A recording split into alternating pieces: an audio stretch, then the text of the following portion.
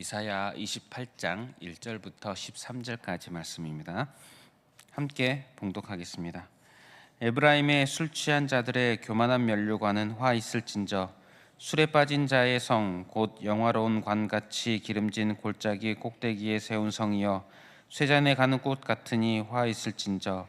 보라, 주께 있는 강하고 힘 있는 자가 쏟아지는 우박같이 파괴하는 광풍같이 큰 물이 넘침같이 손으로 그 면류관을 땅에 던지리니, 에브라임의 술 취한 자들의 교만한 면류관이 발에 밟힐 것이라. 그 기름진 골짜기 꼭대기에 있는 그의 영화가 쇠잔에 가는 꽃이 여름전에 처음 익은 무화과와 같으니, 보는 자가 그것을 보고 얼른 따서 먹으리로다. 그날에 만군의 여호와께서 자기 백성의 남은 자에게 영화로운 면류관이 되시며 아름다운 화관이 되실 것이라. 재판석에 앉은 자에게는 판결하는 영이 되시며 성문에서 싸움을 물리치는 자에게는 힘이 되시리로다.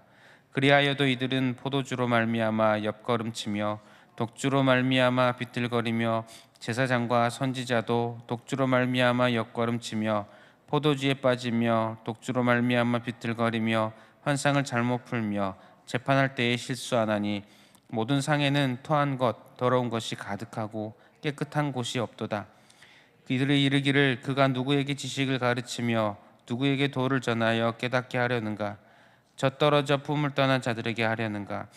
대저 경계에 경계를 다하며 경계에 경계를 다하며 교훈에 교훈을 다하며 교훈에 교훈을 다하되 여기서도 조금 저기서도 조금 하는구나. 그러므로 더듬는 입술과 다른 방언으로 그가 이 백성에게 말씀하시리라.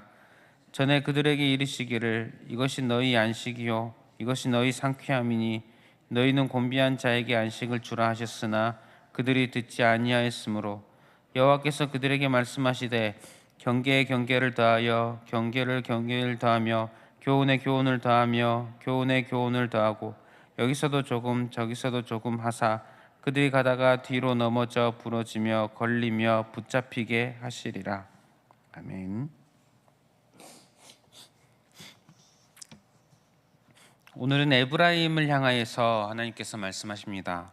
에브라임은 북이스라엘을 대표하는 지파라고 할 수 있습니다. 그래서 성경에서 북이스라엘을 부를 때에 에브라임 이렇게 부르는 경우가 많이 있습니다.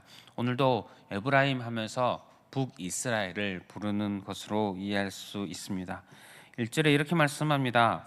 에브라임의 술 취한 자들의 교만한 면류관은 화 있을진저. 에브라임 즉 북이스라엘의 술 취한 자들의 교만한 면류관, 화 있을진저 이렇게 말씀합니다. 또 이어서 술에 빠진 자의 성 곧 영화로운 관같이 기름진 골짜기 꼭대기에 세운 성이여.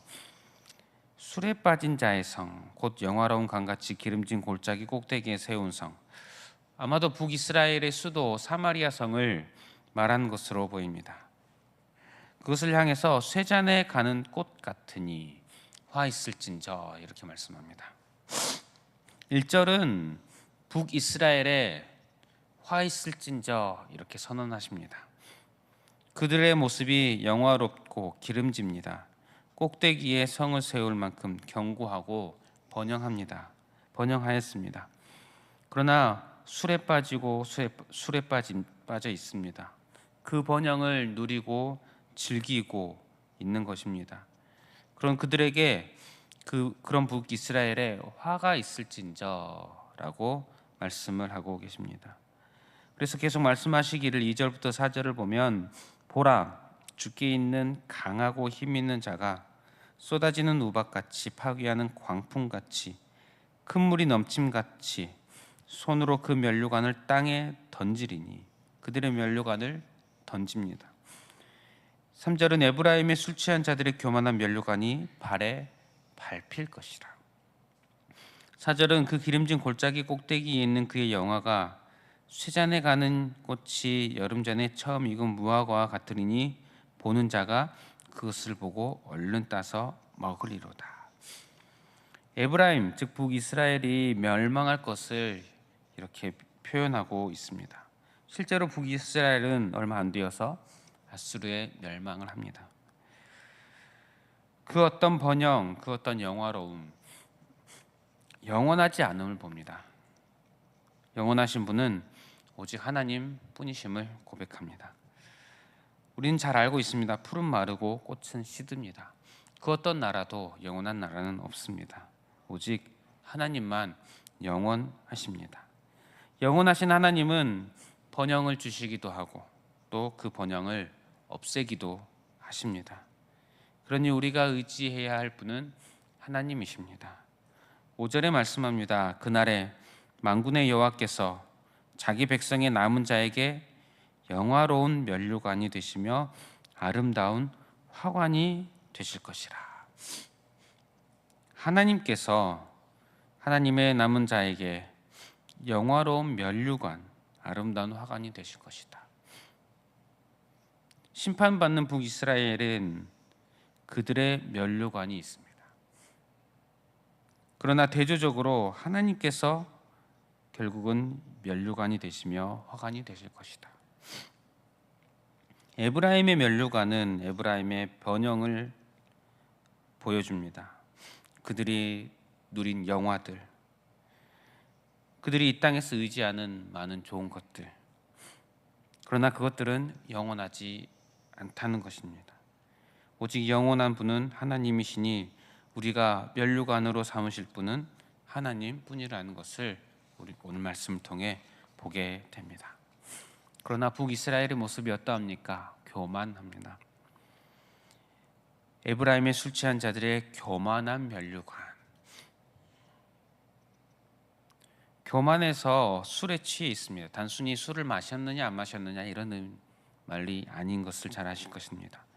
그들이 하나님을 의지하지 않고 하나님으로 만족하지 아니하고 이 땅의 것으로 하나님 없이 만족하고 즐기고 있음을 비유적으로 표현하고 있습니다. 그들의 교만은 하나님께서 심판을 선언하시지만 그 심판을 듣지 않습니다. 7절에 보면 그리하여도 이들은 포도주로 말미암아 옆걸음치며 독주로 말미암아 비틀거리며 온통 술에 취해 있습니다. 또 제사장과 선지자도 독주로 말미암아 옆걸음치며 포도주에 빠지며 독주로 말미암아 비틀거리며 환상을 잘못 풀며 재판할 때 실수하나니. 하나님의 말씀을 전하고 백성들을 하나님께로 이끌어야 할 제사장 선지자 이들마저도 독주에 취해 있습니다. 그래서 하나님의 말씀을 틀리게 잘못 전합니다. 그들의 교만은 또한 심지어 하나님의 말씀을 조롱하기까지 합니다. 9절에 보면 그들이 이르기를 그가 누구에게 지식을 가르치며 누구에게 도를 전하여 깨닫게 하려는가? 젖떨어져 품을 떠난 자들에게 하려는가? 젖떨어져 품을 떠난 자들, 즉 아직 말도 제대로 알아듣지 못할 어린 아이, 하나님의 말씀을 그런 아이에게나 하려고 하는 그런 말씀이십니까? 그런 말로 여긴다는 것입니다. 조롱하는 것입니다. 참 교만한 모습입니다.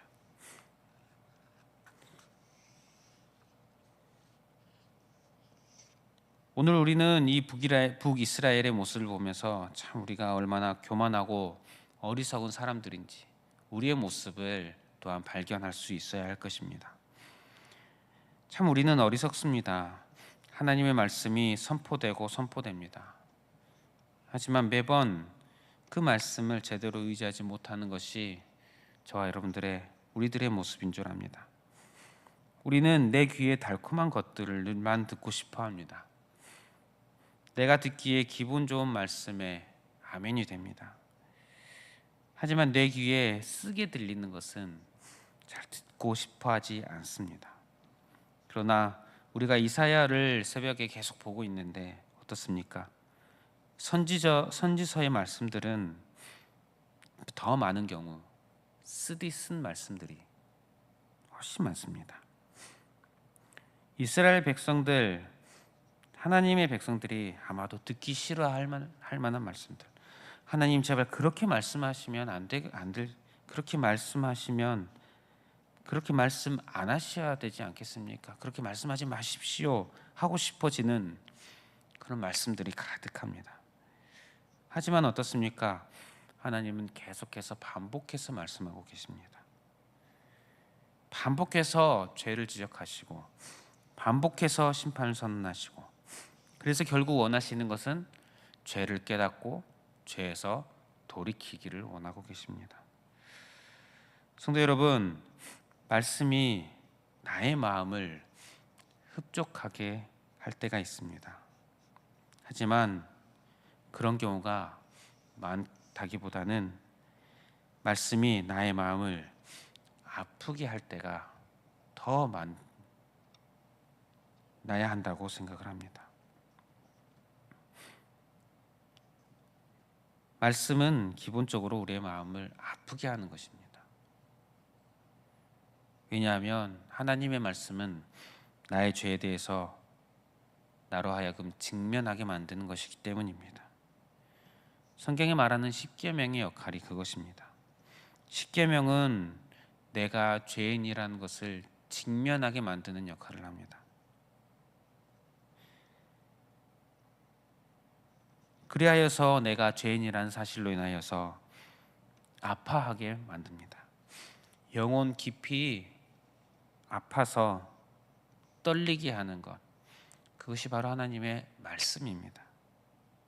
그런 아픔이 있을 때에 회개가 일어납니다. 그런 아픔이 있을 때에 십자가를 붙들게 됩니다. 그런 아픔이 있을 때에 십자가의 그 은혜가 어떠한 것인지를 깊이 깨닫게 되고, 그 십자가의 은혜 아래서 은혜를 붙들고 살아가게 되는 것입니다. 여러분들에게 말씀으로 인한 아픔과 회개가 넘쳐나시고, 그로 인한 십자가의 은혜가, 십자가를 붙드시는 은혜가 넘쳐나시기를 축복합니다. 오늘 그렇게 살아가는, 그렇게 하나님만 의지하는 하루 살아가는 성도 되시기를 주님의 이름으로 축복합니다. 우리 말씀을 기억하면서 기도하겠습니다. 말씀을 기억하시면서 죄를 아파하는, 그래서 더욱 하나님을 의지하는 성도 되게 하여 주시옵소서. 이렇게 기도했으면 좋겠습니다. 또 기도하실 때에 담임 목사님을 위해서 기도해 주시고, 또 말씀의 사역자들과 직분자분들을 위해서, 또 다음 세대를 위해서 기도해 주시고, 또 주어진 기도 제목들 가지고 기도하시고, 개인의 기도 제목으로 기도하겠습니다.